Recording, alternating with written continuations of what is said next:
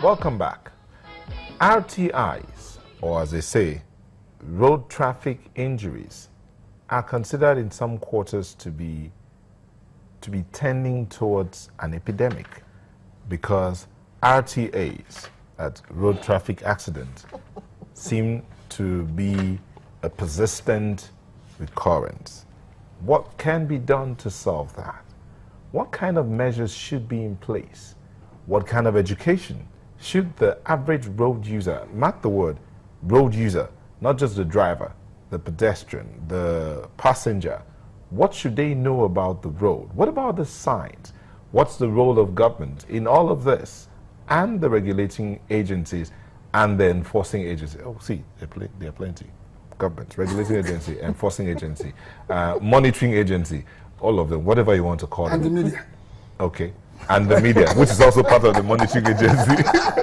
Anyway, so what are the roles that we all have to play to ensure road safety measures are adhered to and the laws are followed strictly? That's what we'll be looking at today. I have in the studio Mr. Nselbong Charles Akpabio, Sector Commander. Oh? No, sorry. You're an assistant commercial. Yes.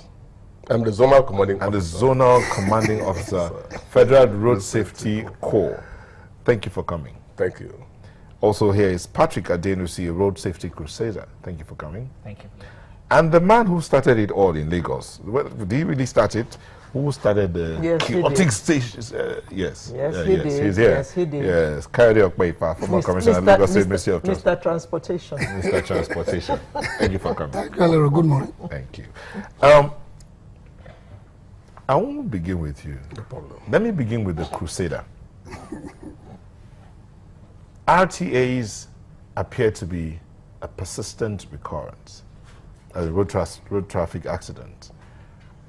Why is that so? Yeah, well, in Nigeria today, more than 80% of people who drive on our roads are not trained to drive.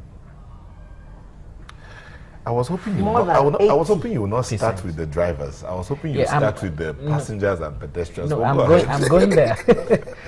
About 80% of people who drive on our roads are not trained to drive. That's arguable, some would say. That you move a vehicle does not mean you are a driver. Okay. So we have people who move vehicle, but they are not drivers, which is what FRSA is trying to do with the new driver's license system, getting the captures and all of that. But now the next are the pedestrians. The ideal word is to say that we have poor road safety information in the country. In other parts of the world, the highway code, which is the driver's manual, they are free. In Nigeria today, we still buy it for about 600 naira. Right now, it should be free for everybody to read so that we know what are obtainable, what we want to interact with. Shouldn't it even be sent to the phones? I mean, everybody has a phone and they're always looking at their phones now. If it is there on the internet for free, a lot of people will download it and they will be able to read and be informed. Mm-hmm. The next is that most of our roads in the country, they are like shirts sewn without buttons. Oops. Because they build the road, they design, they build the road, and they don't put signages. Any road that does not have sign is not safe to drive on, because everybody now assumes, like road safety will say, okay, we want people to go on common sense speed. Which number is that?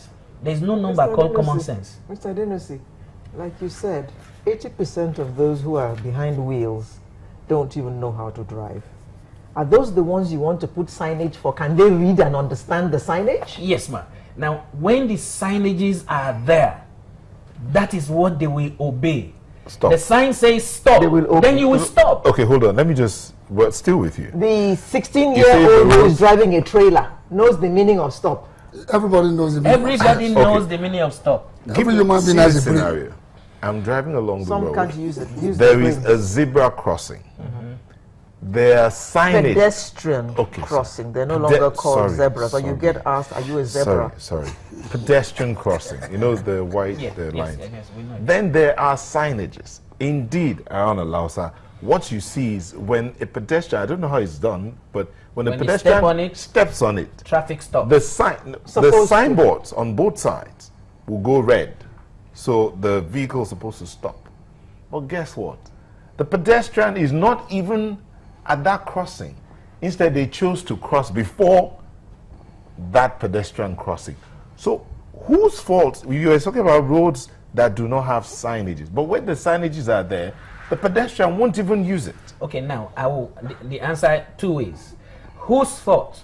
Because we have poor information about road safety. Now the other one is the fact that the pedestrian that has not gone to use the pedestrian crossing is because he doesn't even know what it stands for. Do you understand? He thinks now, it's part of the road, the beautification of the road. The driver that does not stop thinks he's doing the pedestrian a favor, stopping. It is his pedestrian's right. Do you understand? Now, yes, you have just zeroed down Alausa. That's 1/100. That's not a pass. Okay.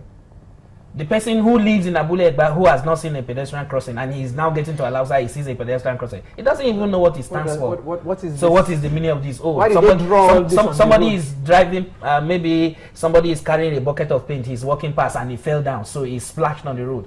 That's his judgment. Before you learn to drive any object, there are materials you need to read that will let you know what you are going to be encountering in that particular field. Okay. Mr. Okbefa, you at a certain time were at the helm of affairs of traffic management in Lagos, transportation management in Lagos. Now, let's use Lagos as a case in point.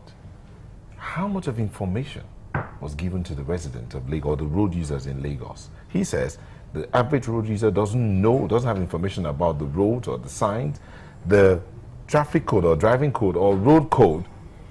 It's not free, it's still being bought. And when the man who's thinking of, I need 600 now to go and buy a recharge card to call someone to say, please, I need water or I need candle and all of that, how would he be thinking of using that 600 now to go and buy a book he will read, a highway code that he will read? So how much of effort are the authorities making towards? Thank you very much. I think I'm not going to answer that question directly the way you have put it.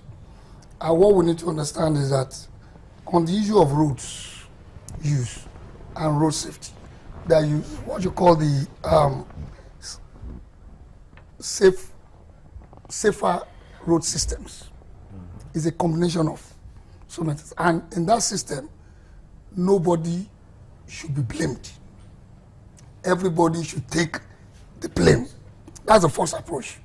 Now, so the media has a role to play. They should take blame, or so they should not take blame, they should take responsibility. I'm sorry to say. What I want to say that nobody should be blamed. Everybody should take responsibility. Now, if you come to example in Lagos, when we started in Lagos, you see challenges, but we see opportunities to turn those challenges to something good. I had the opportunity to have lived outside Nigeria for some years. And I know these things are there. And also note this, why should some people say they are drivers? Why should you go and look to employ a driver? In Nigeria, yes. But if you are in the UK or America, regardless of your status, most likely, you will drive yourself. True. So we need to also understand that. So the people we call drivers are not drivers. They are people, because there is lack of something to do, they have found a way to get themselves employed. So they have adopted that driving as a means of livelihood, not as a profession. So what did we do in Lagos? We did a detailed analysis of situations on the driver, on the roads, on the vehicles. So on the driver, education and the process of acquiring the document, the certificate that makes you a driver was made. And that was when in 2008, Lagos State decided to issue its own driver license. Before there were discussions with federal government and we resolved to what you call the unified driver license. We started it in Lagos in 2008. And note also, we did not start with the rest of the country when they started, because we told the FRSA and the federal government that Nigeria is not ready. And when we started, 2 years after, we started 2012, we registered in 1 year more than what the whole country has registered. And I can tell you, to get driver license in Lagos is the best way FRSA will confirm it. We created a system that works.